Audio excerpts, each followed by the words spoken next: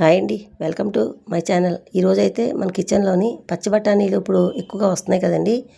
ఆ పచ్చి బఠానీలతో ఇలా సింపుల్గా మసాలా కర్రీ తయారు చేయండి. ఇది రైసు, రోటీ, చపాతీ అన్నిట్లోకి చాలా బాగుంటుంది. దీనికోసం ముందుగా మనం ఒక మసాలా ప్రిపేర్ చేయాలి. మీడియం సైజు 2 ఉల్లిపాయలు, 1 ఇంచి అల్లం ముక్క, 3 ఎల్లుల్లిపాయలు తొక్కవలసినవి, అన్ని పావు స్పూన్ జీలకర్ర, పావు స్పూన్ ధనియాలు, పావు స్పూన్ సోపు, 3 లవంగాలు, 2 యాలకులు వేసుకోండి.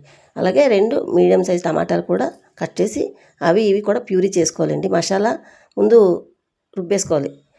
ఉల్లిపాయ మసాలా రుబ్బుకున్న తర్వాత కుక్కర్లో చేసుకున్నాను. చిన్న కుక్కర్ పెట్టుకొని 3 స్పూన్లు 2 స్పూన్లు ఆయిల్ వేసుకొని, ఆయిల్ హీట్ అయిన తర్వాత మనం రుబ్బి పెట్టుకున్న మసాలా వేసి బాగా వేయించుకోవాలండి. అది వేగుతున్నప్పుడే 3 పచ్చిమిరపకాయలు, కొంచెం కరివేపాకు వేసి మసాలా ఒక 6-7 నిమిషాలు వేగాలి. అలా వేగిపోయిన తర్వాత గ్రీన్ పీస్ ఉంటాయి కదండి, పచ్చి బఠానీలు కాయల్లోంచి ఒలుచుకున్న గ్రీన్ పీసు, అవి శుభ్రం కడిగి 1 కప్పు వేసుకోవాలి. అవి అప్పుడు దానికి మనకి రుచికి సరిపడగా ఉప్పు, కొంచెం పసుపు, కారం వేసుకొని చక్కగా వేయించుకోవాలండి.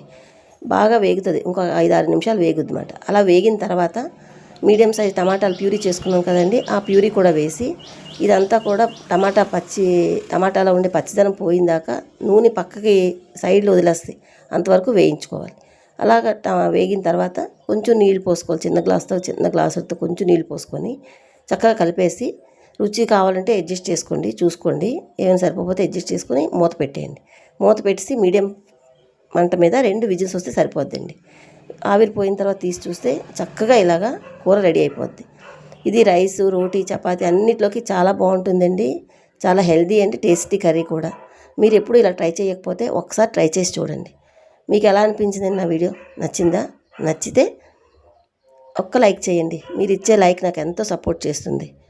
దయచేసి కొత్తగా చూసిన వారైతే సబ్స్క్రైబ్ చేసుకోండి. Thank you for watching. Bye అండి.